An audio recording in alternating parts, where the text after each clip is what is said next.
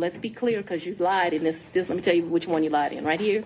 I think you lied right here. No. This is the truth, Judge. It is a lie. It is a lie. Ms. Willis? Mr. Sena, thank you. We're going to take 5 minutes. Be back in 5. Yeah, she was out of line, and they had to break from the courtroom for 5 minutes. But here's the problem. There are already defendants that have folded and pled guilty in this case. Sidney Powell, Jenna Ellis, or some of them. What happens to them if this whole thing is thrown out?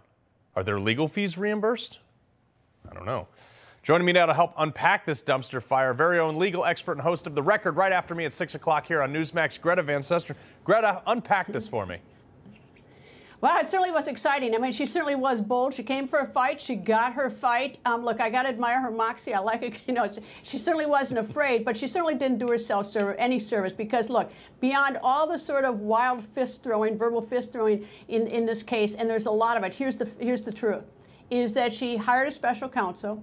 She admits that she had an affair with him before an indictment was actually secured. And this is why it's important, because that indictment is like a crown jewel in a prosecutor's crown. I mean, the prosecutor wants to try the case, wants to have that one on her belt and something. So naturally, the implication, whether it's real or not real, is it has the appearance of having some sort of wanting so badly to get something achieved that you lose your sense of judgment. And you can't have a prosecutor who's doing that, and you can't have a special counsel who's trying to please his girlfriend, and you can't have so much, you know, so much of your personal stuff in an indictment. So she's got to go. Yeah, well, and that's the other thing, too, Greta, is she was asked point blank, like, hey, long time ago you said you would never sleep or have a relationship with anybody who worked for you. Now she is. Now, have you ever in your history of being an attorney, as you were, ever seen someone from the stand act this, you say moxie, I say arrogant?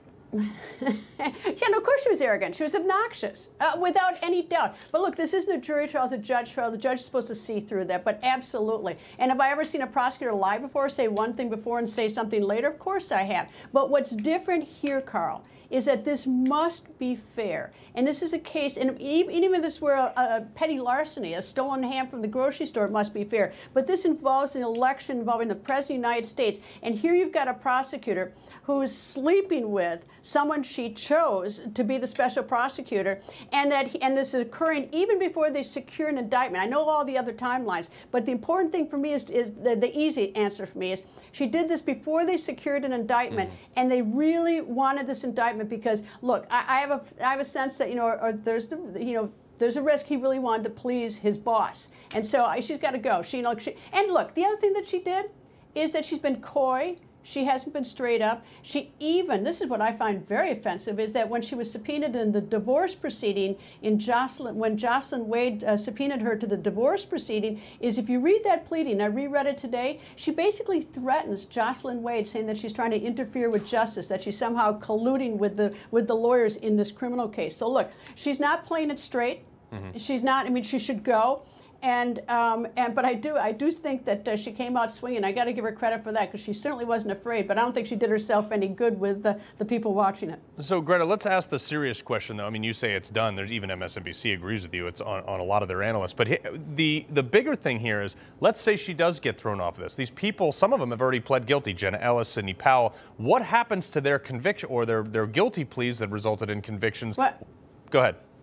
Well, what they'll do is they'll move to vacate them. They moved to vacate based on prosecutorial misconduct or something else, and the judge will either grant it or not grant it. But look, you know, they didn't get hit particularly hard. They all got probation. They had to write a little silly apology letter to the state of Georgia, so it's not like the worst thing ever. But of course, you know, Sidney Powell's got, I mean, some of them have got problems with their bar as a result of having the conviction, so it does have ramifications for the people who are actually lawyers.